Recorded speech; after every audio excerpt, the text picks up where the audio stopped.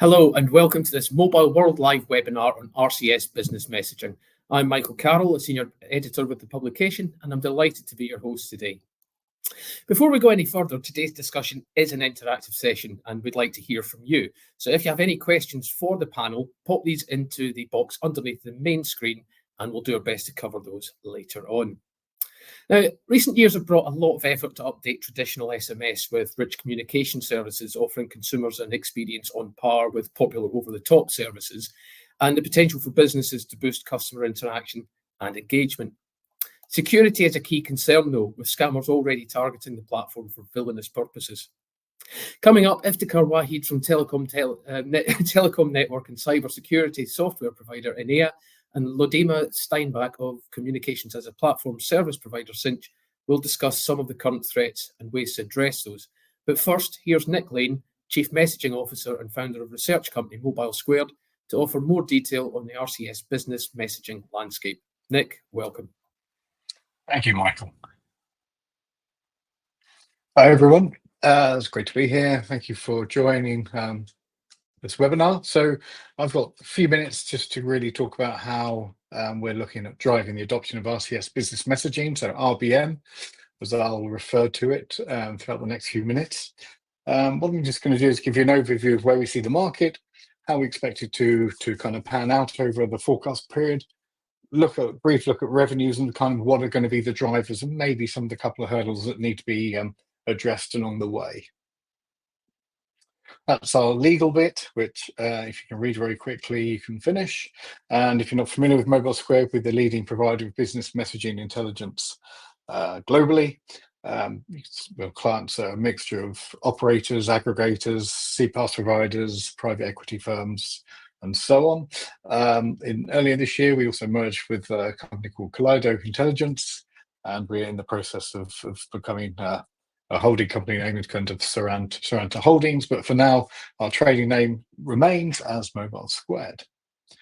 Just need to set a little bit of perspective in terms of the business messaging world, in that the foundation for pretty much everything, including CPaaS, is very much SMS. There's a lot of concern about a lot of some high rates in SMS, quite a bit of fraud that's taking place, primarily something called artificial inflation of traffic, AIT, and some other forms around pumping and trashing of traffic. But AIT seems to be kind of the umbrella phrase that's caused a lot of consternation throughout the industry and quite a few brands. What I just want to kind of stress here is that in actual fact, there seems to be a lot of scaremongering around SMS. What we want to show is, although in our latest phase, you can see phase 3, part of our new forecast period from 2025 to 2029, the market is declining. In terms of perspective, the market's still higher than what it was prior to COVID. So when the market is very stable. And the key point here is that what's happening in SMS is very much helping to drive a lot of the activity in RCS and RBM in particular right now. So the key thing really is that from an SMS perspective, is trying to put that perspective on it, trying to look at how do we make that very sustainable to ensure longevity of SMS, but also ensure that that in itself becomes a very strong foundation for RCS and RBM. In terms of users, we expect there to be around about 2.8 billion by the end of this year. That is boosted by the Apple announcement to support RCS, which came out about a year and a half ago. Now, at the moment, the impact of Apple is more around getting brands excited about RCS and its ability to potentially offer ubiquity similar to that provided by SMS today. But for the time being, it's only available in 9 markets in terms of the iOS support for RCS, and 24 operators so far have actually signed an agreement to support that. But as you can see, in certain regions, there's going to be a big uplift. So, for example, in North America, it's going to nearly double the amount of RCS users available for brands to communicate with. It's going to have a big impact in certain markets across Europe, UK in particular, and same across other markets. There'll be pockets of large increase in Asia and other markets such in Oceania, such as Australia. So from our forecast perspective, we expect the market to grow from about just under 200 million last year globally in terms of spend. We expect that to grow to 12.2 billion by 2029. Now, these are very aggressive forecasts, very bullish forecasts. Now, this is primarily partly on the back of the Apple announcement, but also because of what's happening next year in North America. Now, North America has been cited, and the USA in particular, as the kind of flagship market for RCS by Google, and North America will be hosting the World Cup. The Football World Cup in 2026. So that'll be games across the USA, Mexico, and Canada for a month or 5 weeks, however long it is. And again, typically that will attract about 5 million people from around the world supporting their various countries. Now, given that the USA have 3 and almost 4 of the major carriers, the one that's still waiting to kind of launch RBM is AT&T. So it's in the 4, I'm also including US Cellular, but those 4 operators have signed the Apple agreement. So that means that the coverage is close to, we've got about 120 million RCS users this year. We'd probably be quite a bit higher than that. We're still revising some of our numbers. Either way, the scale is there, it's significant. So from an RCS and RBM perspective, if brands can really kind of embrace the channel and see the power of engagement that RBM can bring to people following the World Cup and beyond, given that it is going to have a global audience of probably over 1 billion people, then it becomes a really strong use case to really kind of demonstrate how RBM can kind of really drive engagement between a brand and a consumer. So we really think that this is key to unlocking the success of RBM globally. Again, just looking at quickly where the markets are. So right now, 58 markets are RBM enabled. So when we say RBM enabled, not all of the markets are commercially active and driving constant revenue from RBM. So at the moment, we estimate, based on our calculations and methodology, there are about 15 markets that are commercially active, which means that the remaining 43 or so are what we call experimental, whereby there's the odd campaign across certain carriers, but primarily it's really kind of it's still very much kind of in a trial phase. But we expect that to change. Just to put a figure, by the end of our forecast period in 2029, we expect there to be just under 200 RBM enabled markets, of which 122 will be commercially active. So again, you'll then have significant reach. You'll be active in the majority of certainly major markets and developed markets around the world, and it's obviously going to offer a lot of potential for brands wanting to engage with their customers. Mentioned forecasts. This just shows traffic on the left, spend on the right, and again, you expect to see some really strong growth over this period. But obviously, just to put that into perspective, it's coming from a very low base right now. The key thing really is that we expect, on the back of the World Cup in 2026, that to effectively kind of accelerate the adoption of RBM throughout for the remainder of our forecast period and beyond. I think the key thing here, though, right now, is understanding what is driving RBM and RBM adoption today. And a lot of that is what is happening in SMS in terms of a lot of the fraud and some of the high prices in terms of the termination rates. So what you can see on the left is a breakout over our forecast period of traffic between the 4 main use cases that have been identified for rich messaging. So you have utility, services, which is pretty much customer care, authentication, and marketing. Now, the majority of this, utility and authentication, as you can see on the left, in terms of RBM traffic by use case, very much SMS-based traffic. So you can see, again, if you look on the right-hand side, RBM traffic by source, that the majority of traffic over a forecast period on RBM is going to be the result of SMS traffic migrating over. And again, that's really going to be a lot of the OTP traffic and quite a lot of the utility traffic. Ideally, we would expect RBM to become very much a marketing platform. We'll start to see signs of that from about 2027 onwards. But for the time being, for the next year or two, as we put there, we very much expect RBM to be caught in kind of SMS's shadow, but we would expect that to change. This is part of the reason why, and again, we've talked about this before. So if SMS is worth about $34 billion, if we're just relying on the migration of this traffic onto RBM, then potentially there is a kind of finite opportunity here, because also that traffic is also going to be migrating onto WhatsApp also. But that potentially means that RBM could be worth just let's say if it's split 50-50, $17 billion. And that's not really going to get the market or anyone particularly excited.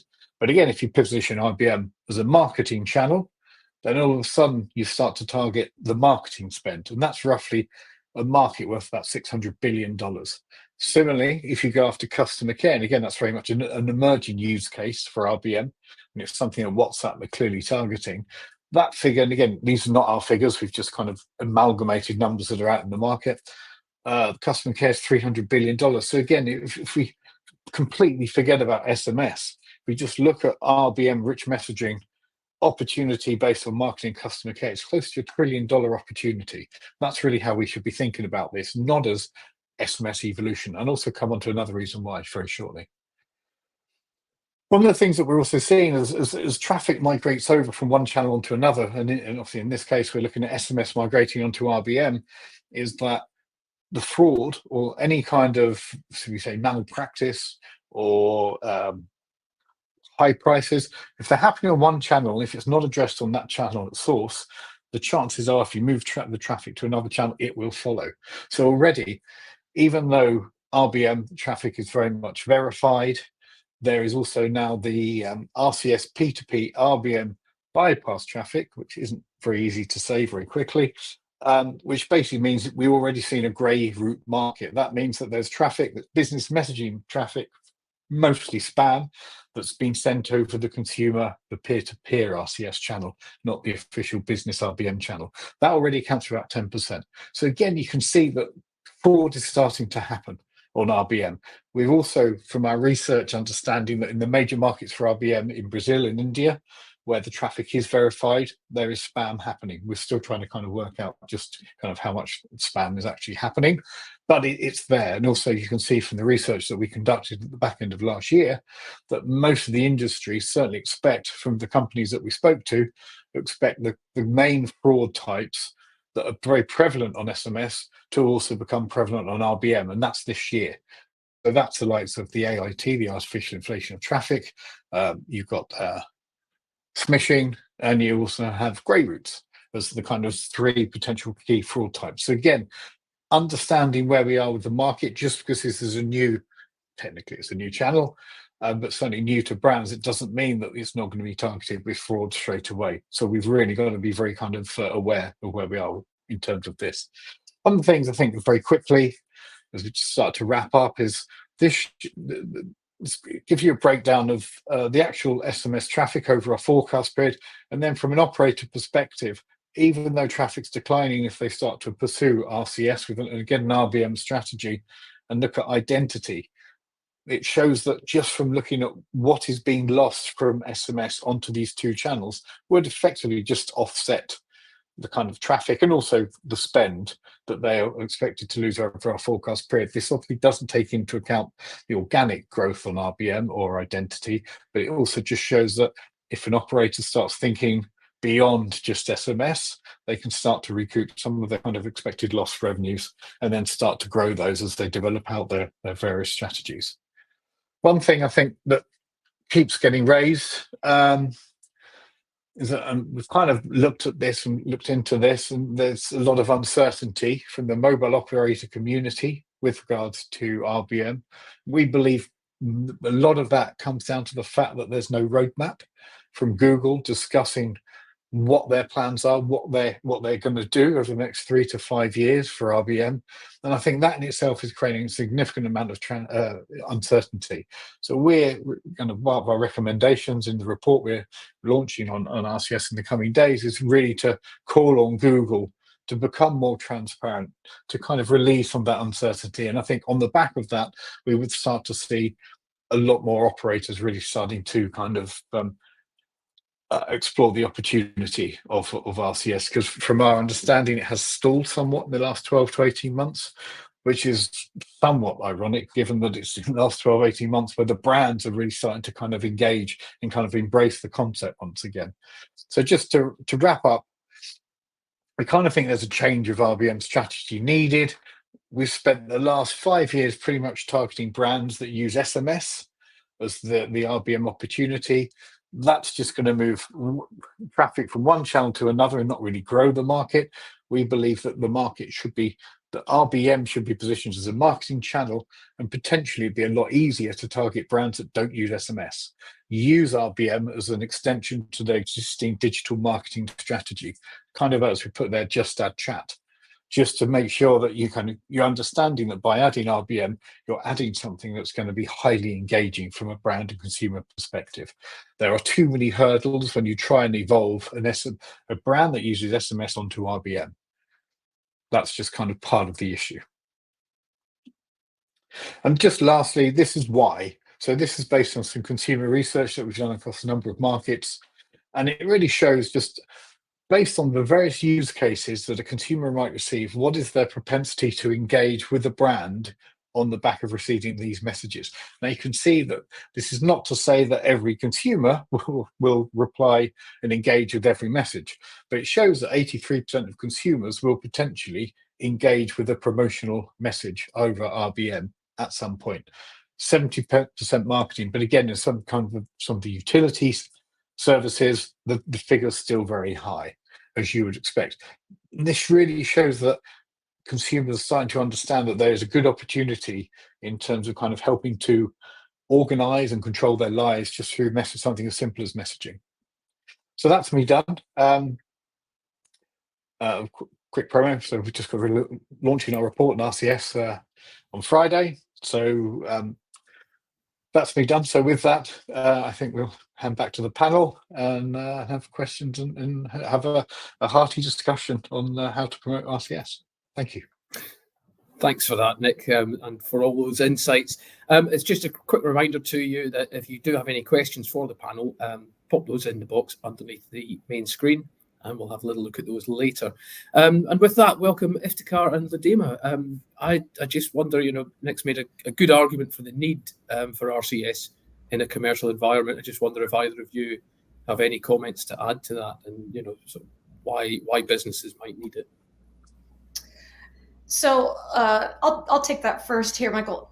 With Apple adopting RCS as a standard, it's opened up all these opportunities for businesses to engage with their customers with ubiquity. And that's actually the key to its growth, especially in countries that have high concentration of iPhone users, such as the United States. I have a feeling we're going to see this shoot up over the next few years.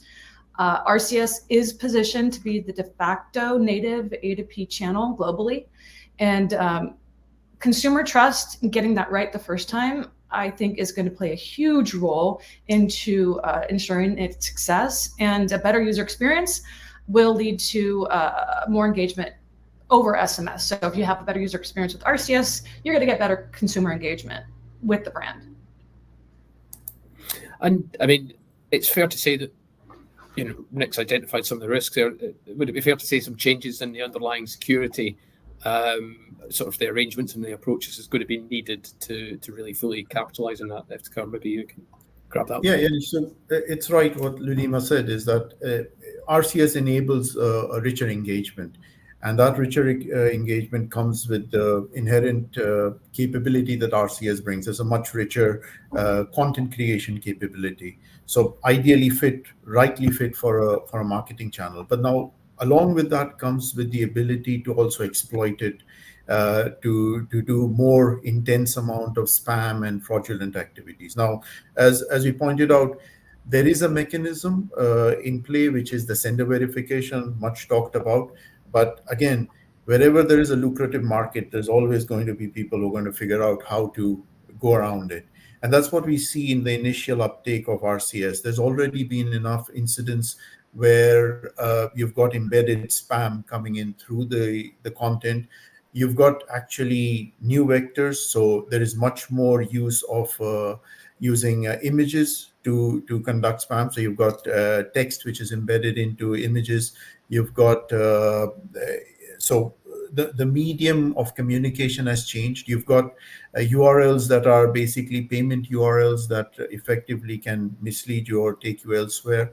So there is actually, we see a new variety of spam coming up.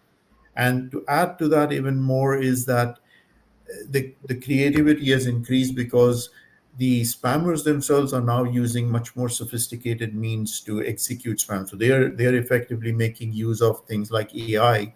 So whereby traditionally when you looked at spam, you had key markers you could easily identify in an SMS. But now when you look at RCS samples, they look as real as the original stuff. So discriminating between what is spam and what is not also becomes tougher. So these are effectively new challenges that RCS brings. But again, that is something that we need to cater to in the overall. So one point, as Lydia said, is that trust is effectively a cornerstone for our RCS, and if that is not addressed rightly from the very start, then effectively it's on a very dicey, it's on a very unstable grounds to begin with. I mean, who's responsible for implementing that then? So who should, as sort of Nick, you sort of said, maybe something like Google needs to lay out a roadmap in order to sort of encourage operators to take it up, but do they go it alone in terms of looking at security then, or should that be a joint effort? And sort of what has that been addressed so far? So I'll take that one. I'm sure Nick can then add to it. So Google's taken ownership of RCS. They've worked out the basic framework, which is limited to sender verification. But then it's a bit uncharted on who takes care of the next step. So it's not clear, and it's kind of up for open questions on who should actually step in. Principally, if you look at the value chain, we've got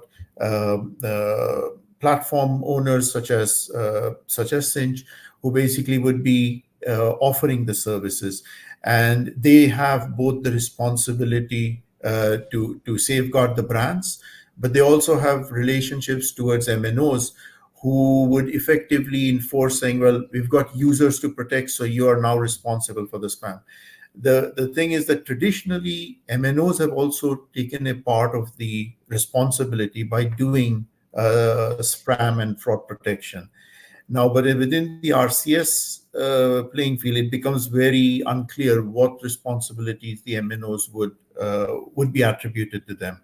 So would they be actually doing the RCS fraud prevention, or would they be offloading it and expecting Google to do it? Or would it go even further down the chain and say, well, it's going to be the platforms that should actually take care of the full responsibility? So that's kind of the playing field we see as of today. But perhaps I think Ludima and Nick may be able to add more to that perspective. So we do know that Google is working on initiatives for anti-fraud and anti-spam, and that they're supporting senders such as Cinch as well as the operators. So we do see some movement there. I will say that as a CPaaS provider, it's our responsibility to know our customer and know what traffic our customer is sending, and that's the connection we have to ensuring that this is successful and a successful ecosystem, and without fraud. Of course, it's always going to happen. That's why we have companies like Enea to help us and help the ecosystem and the industry keep spam out of it. But in my opinion, it's everyone's responsibility who touches that customer and who touches that message. It's everyone's responsibility to ensure that that is the right message that consumer wants to receive. Yeah, and I think just to add on that, I don't think anyone can rest on their laurels just because this is, from a brand perspective, a new channel and a clean channel. It's not going to remain that way. We're already seeing that it's not. Where there's an opportunity, there are companies that are going to look to exploit that, and that's happened. If you look at what happened with India, when there's too much spam in India on SMS, the regulator stepped in, and then the spam went on to RCS, and Google stepped in and turned off RCS for 6 months or so. Now we think there's quite a lot of spam on WhatsApp, but also we're starting to see, again, we're starting to get insights from our research that points to the fact that it's also happening, aside from what we said about the RBM bypass traffic, it's also happening on verified traffic as well. So clearly brands who are verified of some brands are starting to abuse that. So, but again, it also comes down to what is spam, because that's the thing, kind of, if we're looking at the world in an omnichannel and a kind of CPaaS environment, then all of a sudden, if we suddenly started to get all the emails that we get via SMS, are they spam? All of a sudden, so what is spam? So again, I think we've got to be almost open-minded on what is spam and what isn't spam. Because occasionally, let's be honest, if we look at emails, we may get hundreds and hundreds into our personal email every day. Every now and then we might get a relevant one. We might actually go, actually, that's quite useful. So, it's all, but again, it's all about having some perspective. But either way, I think for brands to really kind of embrace RBM, we've got to do more, probably even now, to kind of keep it as clean as we possibly can. Just as a bit of a curveball, perhaps, we are getting quite a lot of interaction from the audience, so that's fantastic. We'll have a little look at some of your questions in a moment, but we're talking about security and RCS. You sort of touched a little bit there, Nick, on something like WhatsApp. It's starting to say, RCS isn't an inherently dangerous standard, is it? Or how does it stack up, I guess, compared to an over-the-top alternative? Is it? It's not more dangerous than something like that, is it? It's not more prone to attack? Well, it is more prone to attack, in my view. It is more prone to attack because, unlike the over-the-top, it's a service which is owned by a commercial entity. So it's WhatsApp. WhatsApp takes care of it. It's end-to-end. Where the intent of RCS is it is a bit open. You've got multiple players coming in. It's designed. The ambition there is to have it for an open ecosystem. So it's going to be exposed on more fronts. But then again, that's the challenge of it. So yes, in that sense, I would say RCS is more susceptible. But then again, making it stronger is also it's a possibility in there. And Ludima, is it harder in any way in terms of implementing as a platform, as a service, or how does it, again, what's that comparison look like?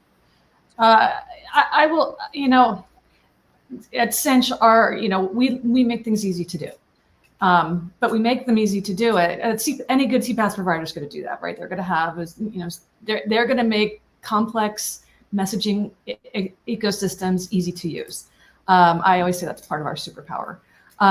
So for us, going back to ensuring that we know our customer, we do that across all of the industry. It doesn't matter what sender type you are. That is our responsibility. So I will say that this being I'll go back to what I said earlier, the de facto A2P channel for consumers, because it's in your messaging tray now, and it is essentially the new globally becoming the new A2P channel for carriers. So it's the carrier grade A2P channel is really what it is. That being said, I think that it would potentially be prone to more abuse. However, we also have this verification side of it too. That is now in some cases it's a requirement, and it's requiring us to make sure that we do our due diligence. So yes, I can see that you would say that it could be more prone to abuse. I think it's prone to. I think that spammers and scammers would love to break into this because of that verification, that trustability of it. So yes, I think it could be prone because of that, but I think it's just as prone to in any industry or any ecosystem, messaging ecosystem that you use. Yeah, I think as you all say, also, the awareness of that, that attractiveness to spammers or whatnot. Obviously, that's why we're all here. You're all aware of it and you're all already tackling it. Shall we look? I mean, we've had, because Nick just touched on it, one of the questions from the audience is about regulation. And you did touch on this a little bit in terms of India, but in terms of WhatsApp and so on. Are regulators beginning to scrutinize A2P messaging more closely? What compliance challenges do you foresee for RCS? And how can providers build security controls that satisfy both the privacy and consumer protection mandates? So a lot of questions. I can take a stab at that. So based on initial discussions, we find that regulators, at least in some parts, are still very unsure or undecided on how they should treat RCS specifically, because most regulators have always treated messaging as a whole. And as of today, they haven't still discriminated or distinguished between the traditional SMS messages and RCS. Now, as we said, RCS does change the playing field. It does add more challenges, but they've still stuck to taking the cookie cut SMS policies and reapplying it. So when we have come across or we have interacted with a lot of operators who have taken it upon themselves to go back to their regulators and kind of educate the regulators on what is principally the difference and what is needed in order to address gaps. So right now it's at that stage, but again, regulators and their stance on this is different across different places. I also don't think RBM or RBM is big enough really to get the kind of the attention of regulators. At the moment, I think a lot of regulators around the world are, in certain markets, certain regions, certainly very focused on what's going on with A2P SMS. And so they're trying to tackle those issues. So at the moment, given the size, the fact that RCS is a fraction, or RBM is a fraction of where SMS is today, then, it's not really on their radar just yet. So, even though we might be highlighting that there could be some issues already emerging, they're so minuscule that it's not really going to be impacting many people. It's when we get to scale, and that's where they really could be, where there could be some threats, and that's where the regulator would really then start to step in. But personally, I think from our forecast in terms of where we see the market, I wouldn't expect that to happen in any market for a number of years. Is there a risk of that though, inherent in that though, Nick, that once you get a service up and running as a business and you're communicating with your customers, with your consumers, and that's successful, but then you hit a scale point and suddenly regulators get involved and start to not interfere, but I suppose interfere in a way with what you've already built as a successful model. Is that a risk? Is that something else that needs to be considered as part of the sort of building trust? I think that's always a risk, but I think the other thing you need to consider is that while you've got players that are obviously aggregators, CPaaS providers, Cinch, etc., that are obviously following the verification process for brands, there are others, probably smaller aggregators, let's say, that will be a little bit more, shall we say, lax or loose in the verification process, and that will happen.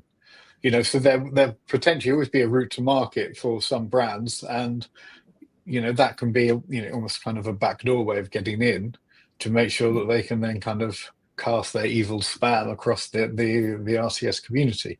So I think that's the problem. So with scale, it comes more pressure, more commitment, and so it's kind of inevitable that there will always be companies that are trying to find their way in, because as long as they can monetize it one way or another, they'll be there.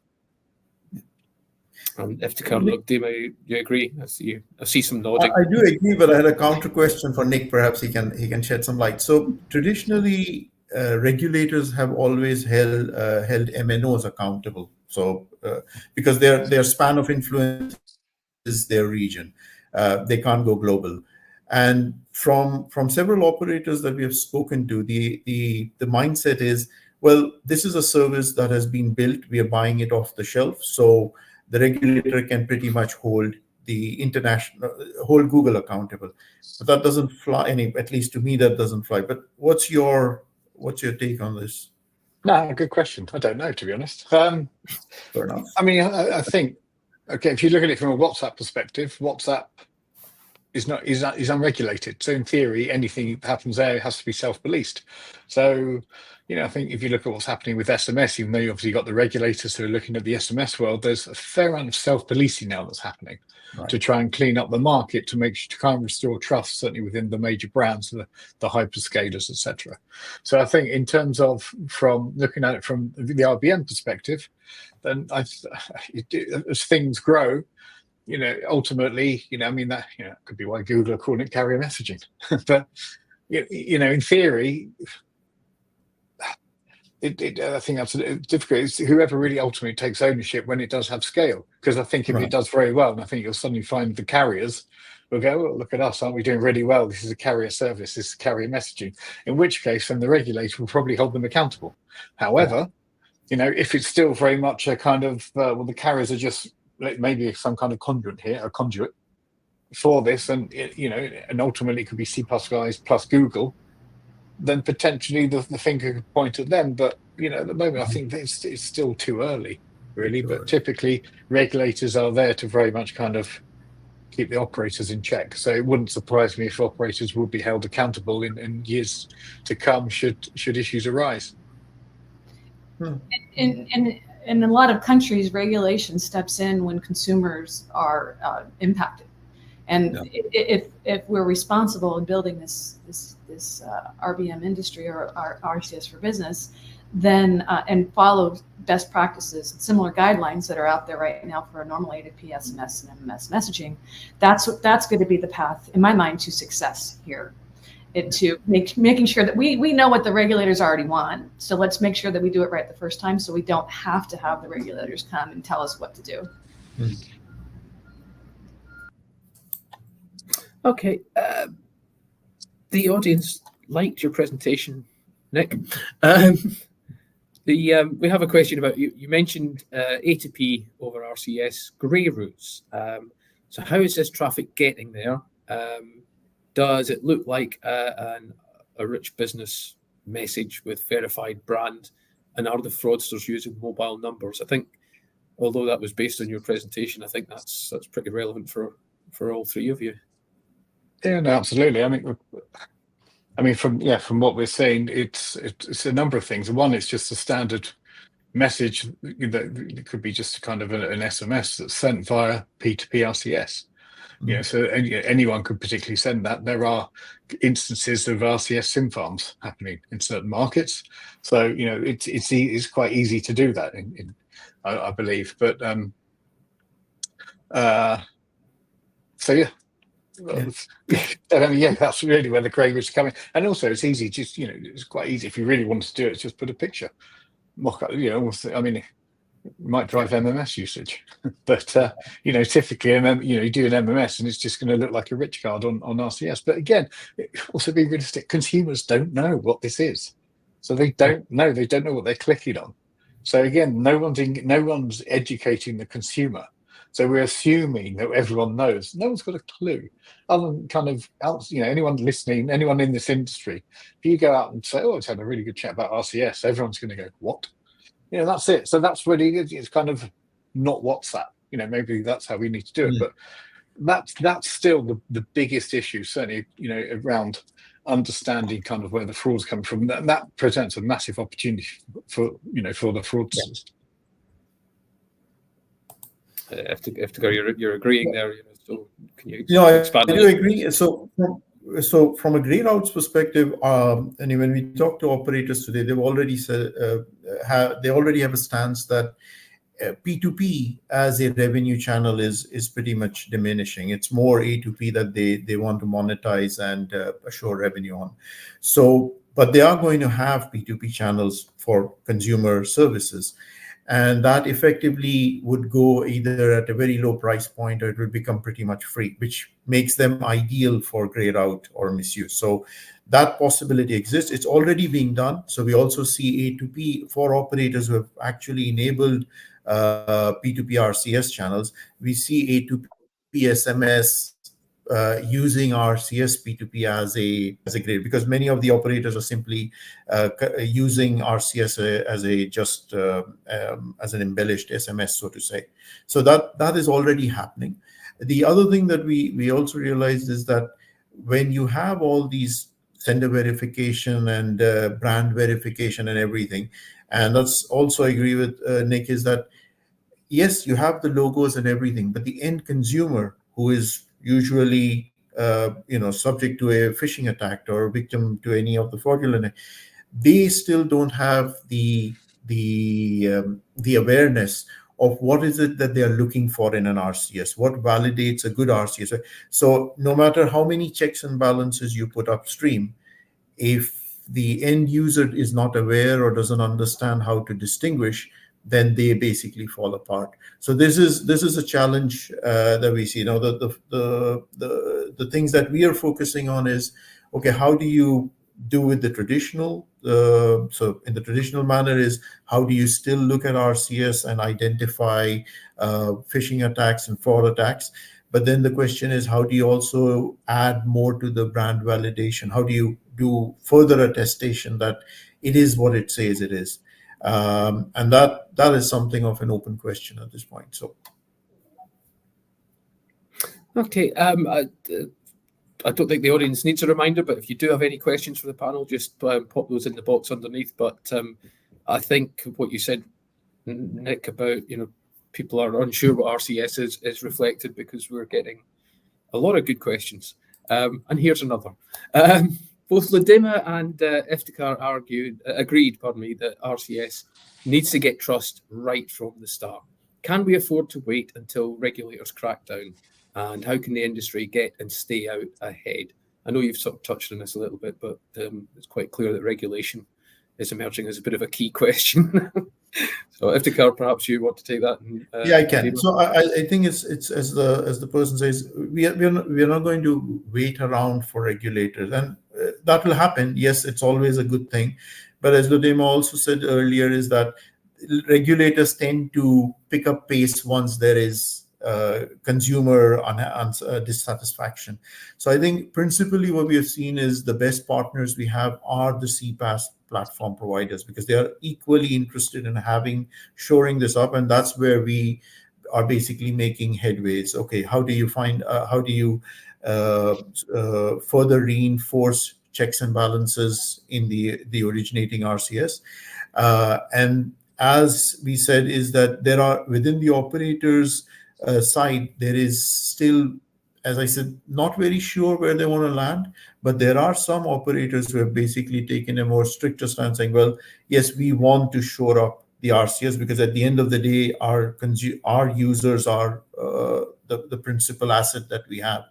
And then they are basically putting in more enhanced checks and checks to validate those RCS. But I think principally right now, the activity is further downstream is, okay, we do it at the CPaaS, so that whatever goes into the network is already pretty safe for consumption.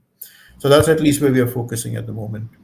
You know, CPaaS providers, we see this space as an increased customer engagement with the brand. So increased customer engagement means more messages. More messages means more money for everybody, right? That's, just face it, because that's why we have this great channel.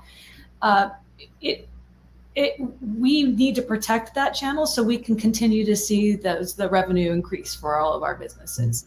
And so for us, it's critical that we are only sending the good traffic and the trusted traffic. And that it is definitely one of our focuses, is to ensure that we continue to grow this channel, and then we protect the end consumers. So and I'm hopeful that as responsible CPaaS providers out there do the same thing, so this channel will grow. If not, then it's going to be really challenging. Yeah. You mentioned another cracking question. As you mentioned, the spam scenario is almost the same as SMS, such as grey routes, submission, and spam. How can this be controlled? And also, is there a way to check and control the traffic drain on the P2P channel? Pardon me. That might be Ladima again to kick us off.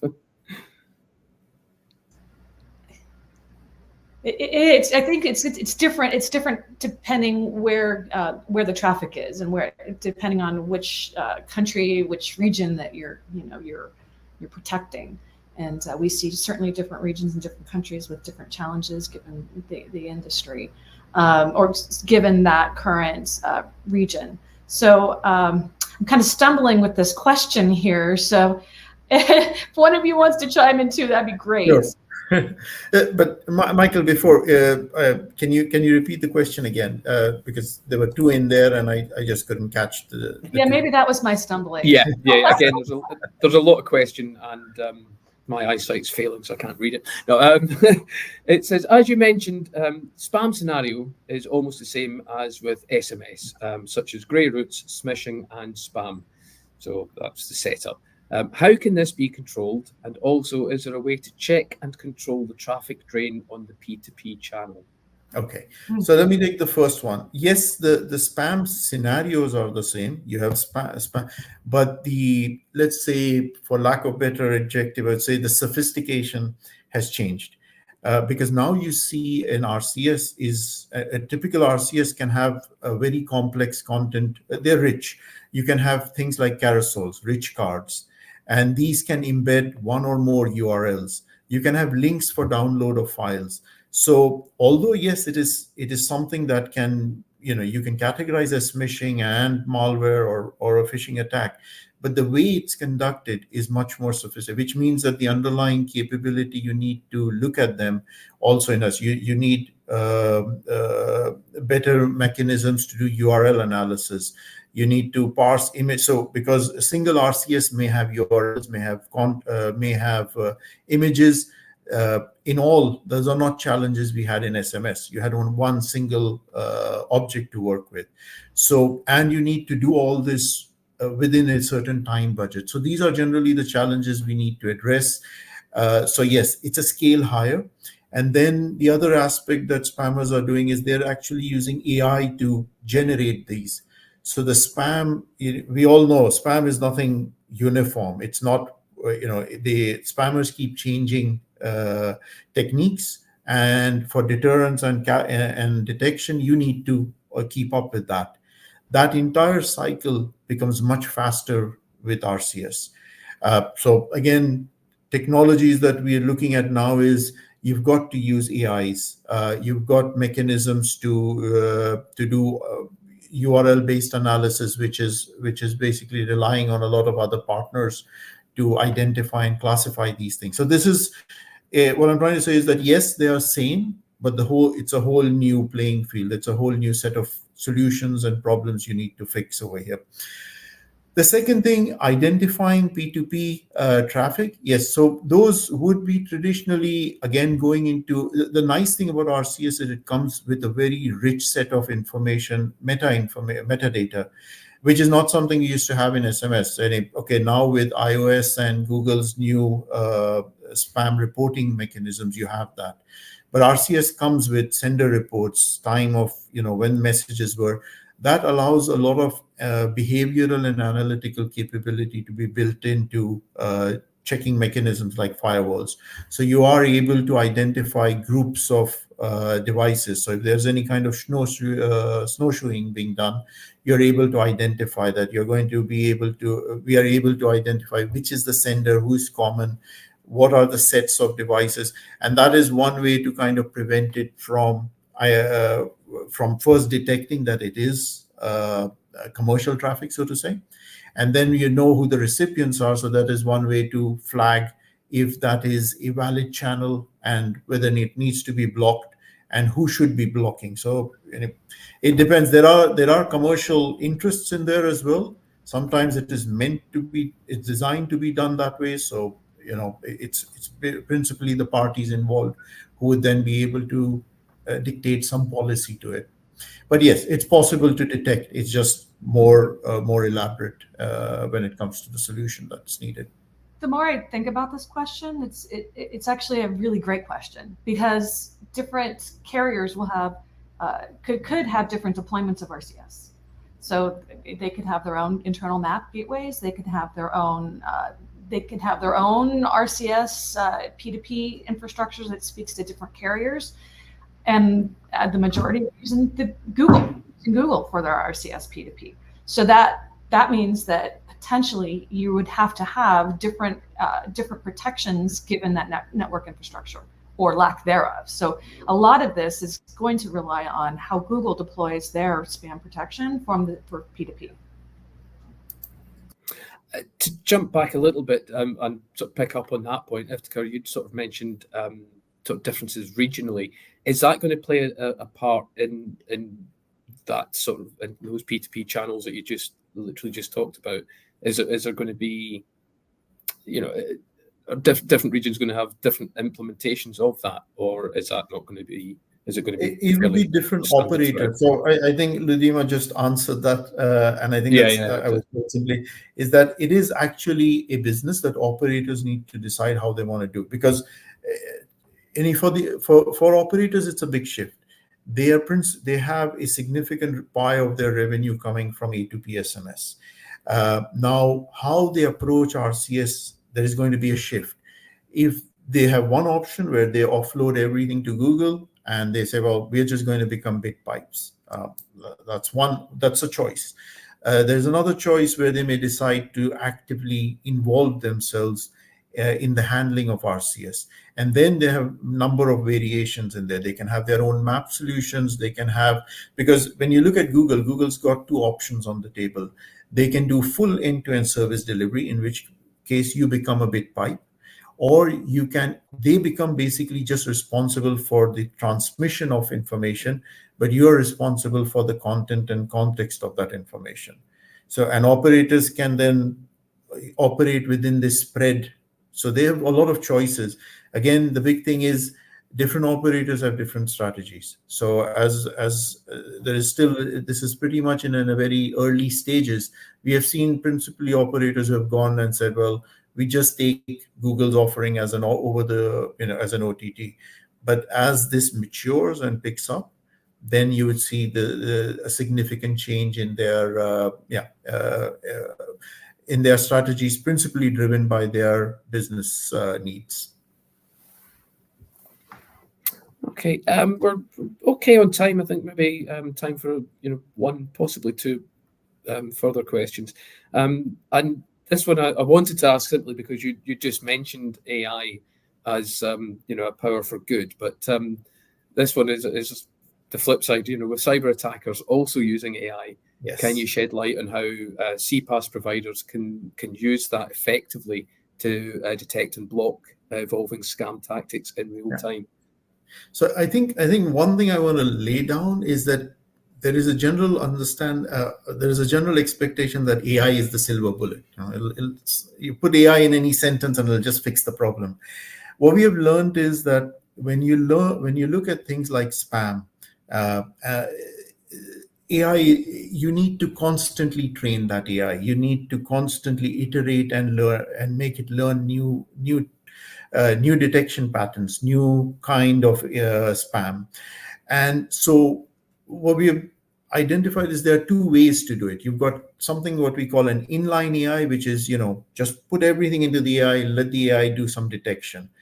And then you can have an adaptive loop where the AI learns from income. But if the spam itself, if the spammers are basically making the bad messages look as good as close to the good ones, then you've got an AI which is basically trained and is being mistrained, so to say, and there's a deviation happening.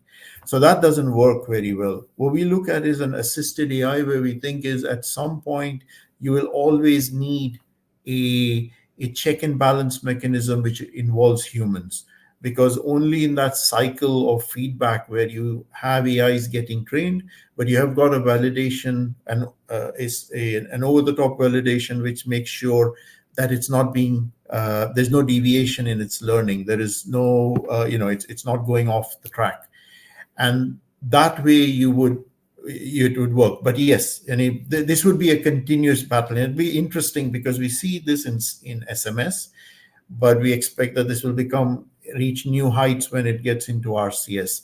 But I don't see there's a permanent fix to this. So this is just going to be a long-running battle between the two sides. Okay, I'm going to squeeze one more in.